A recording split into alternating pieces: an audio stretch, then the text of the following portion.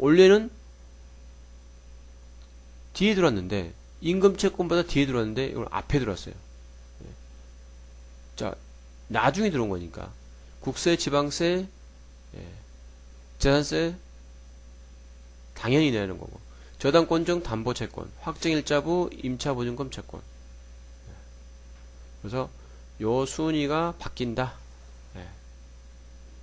일반 채권, 공과금, 일반 채권. 요 순서대로 간다. 이거 어떻게 외워요? 교수님? 요 앞에. 소당당, 저일, 공일. 이렇게 해야 되겠죠? 승구리당당, 승등당, 소당당, 저일, 공일. 승구리당당, 소당당, 저일, 공일. 이렇게 해야 되겠죠? 자, 여기는 위에는 그럼 어떻게 해야 돼요? 소당저 일당 공일. 소당저 일당 공일. 건축에서 일당 받는 거 생각하면 되겠죠? 소당저 일당 공일. 이렇게 할 수밖에 없겠어요.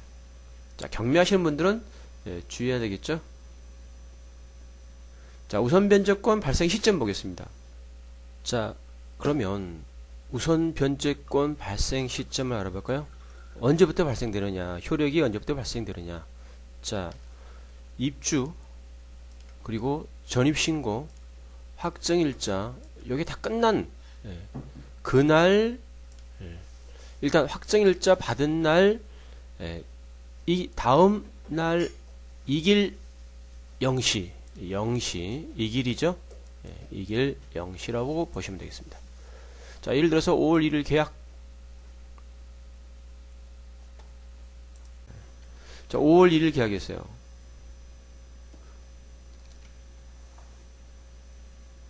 자, 전입 5월 1일에 계약하고 확정일자 이건 어떻게 돼요? 같은 날짜에 5월 7일 같은 날짜에 확정일자 받았어요. 전입신고 같은 날짜였어요. 근데 요 확정이 빚은 날 0시, 이길 0시에 되는 거예요. 0시. 이길 0시.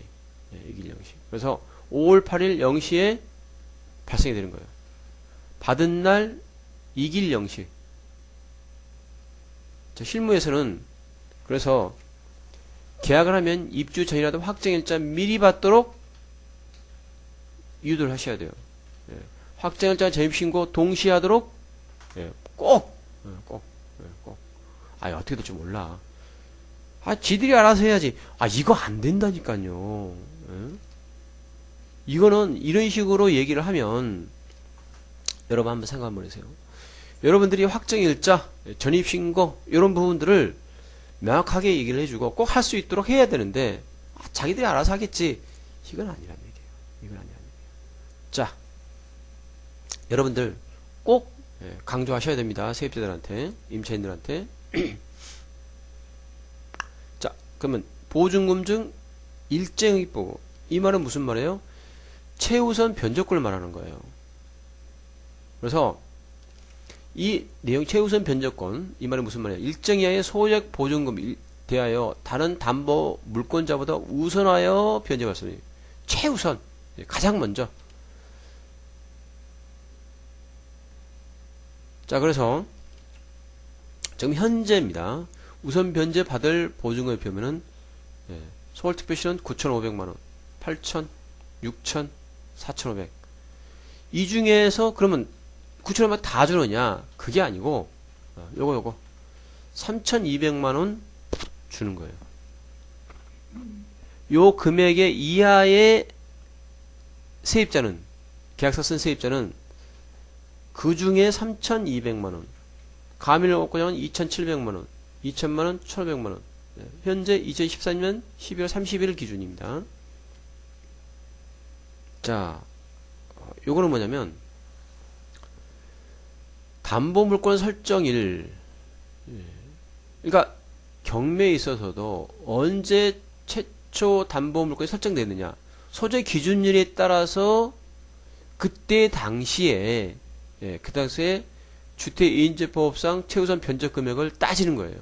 그래서 요 부분도 알아둘 필요가 있어요. 그래서 지금 우리 좀 중개업 실무에서는 경매 부분보다도 중개업 실무니까 현재 스코어를 알아야 되겠죠? 그래서 9,500에서 3,200 받는 거. 9,500 이하의 계약서 보증금액이 있다 그러면 이하. 그럼 그 중에서 다 주지 않고 3,200만 원만 최우선 변제해 준다. 자, 그러면 최우선 변제의 요건. 보증금이 소액이어야 돼요. 자, 이거는 무슨냐면 계약서를 어떻게 쓰느냐? 참 머리 쓴다고 쓰는 거예요. 자, 보증금이 2억이야. 보증금이 2억이야. 그러면 2억은 세 토막 내는 거죠. 요 사람이 7천. 이거는 27이 14, 6천. 이렇게 해서 합쳐서 2억을 만드는 거죠. 자, 그런데 수인의 임차인이 공등상을 하고 있고 계약서가 1개, 2개, 3개, 7천, 6천이다. 그러면 전부 인정을 못 받아요. 전부 인정을 못 받아요. 소액 보증금 아니다.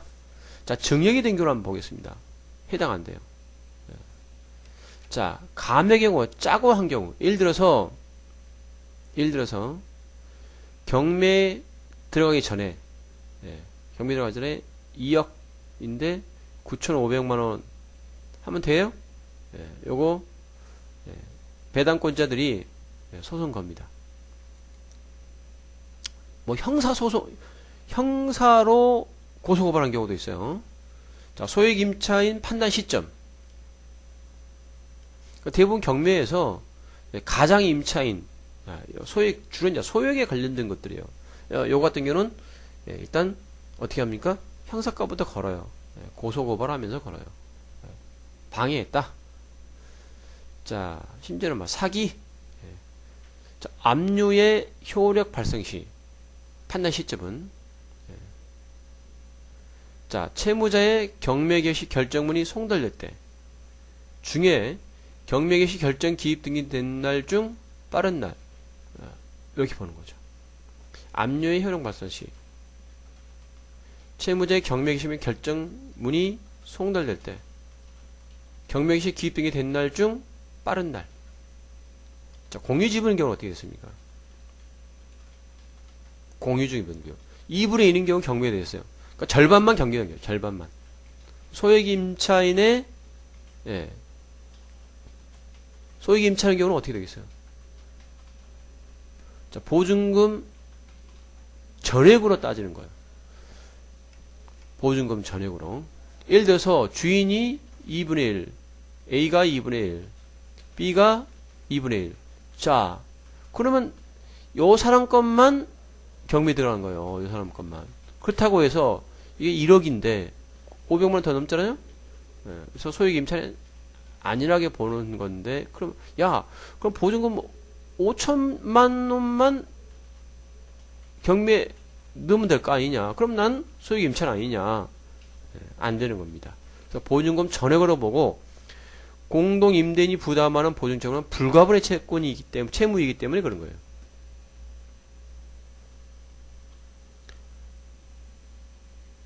자, 요건은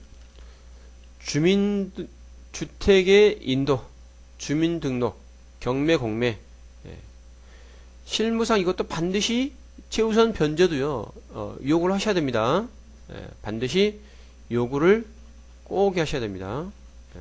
그러면 이게요, 어떤 경우냐면 배당에서 제외되는 경우가 있어요. 그러면 최우선 변제권자는 어떻게 해야 돼요?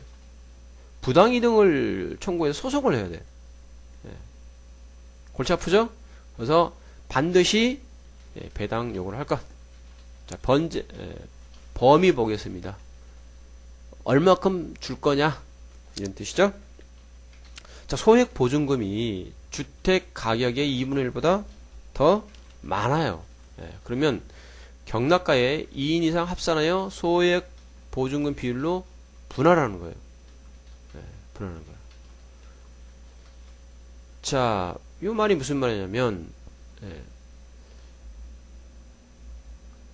자, 소액 보증금이 다 합치니까, 자, 낙찰가는 2억이야. 근데 합치니까 2억 2천만이 됐어. 이거 어떻게 하냐 이거죠. 이거 어떻게 하냐. 그러면 합산해서 자 그러면 토탈 2억 곱하기 이렇게 하는 거죠. 곱하기 소액 보증금 비율로 자 그러면 어떻게 해야 가로 열고 나누기 비율 자 어떻게 합니까? 2억 보증금이 뭐 예를 들어서 1500 곱하기 100 이렇게 퍼센트가 나오겠죠? 그럼 금액이 나오겠죠? 이렇게 그래서 요거를 찢어서 주면 되겠죠? 자 대지건물 따로 경매 드린 거 있어요. 그러면 각각의 2분의 1 범위 내에서 추가할 수 있어요. 2분을 뭐예요? 그 낙찰가액에. 자, 대지 따로, 그러면 여기서 가져가고, 건물 따로, 여기서 가져가고. 그럼 요거 한 달에 대해서. 자, 대지 부분만 낙찰되는. 역시, 소액보증금 우선 변제 가능해요. 자, 순위, 국세보다 우선이에요. 그래서, 3월분 임금 채권 및 최종 3년간 퇴직금 채권은 같은 순이에요. 전대차의 문제. 자, 또 세를 또 내줬어. 임차인이 세를 또 내줬어. 그러니까 전대인이 소액 임차인이면 인정이에요. 근데 전대인 소액 임차인이 아니에요. 불인정. 예를 들어서 3억 전세 들어온 임차인이 있는데 이 사람이 또 이거를 9,500에 세를 줬다. 인정한대요. 왜? 3억였으니까. 자, 배당 요구 문제. 자, 배당 요구를 우선권 행사 안 하면 대항력 있는 경우 후순위는 배당금에서 선순위는 배당 요구 안 하면 낙찰자가 떠맡아야 돼요. 자, 대항력이 없는 경우 자, 명도 청구 당하겠죠? 자, 근저당권자가 세입자 배당금에 가져가는 경우가 있어요. 이거는 배당 요구를 안 했어. 근저당권자 전액 배당을 하고 끝내버렸어. 부당 청구할 수 있는가? 없어요. 없어.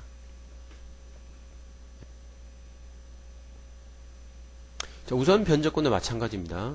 대법원의 98-12379 판결이에요.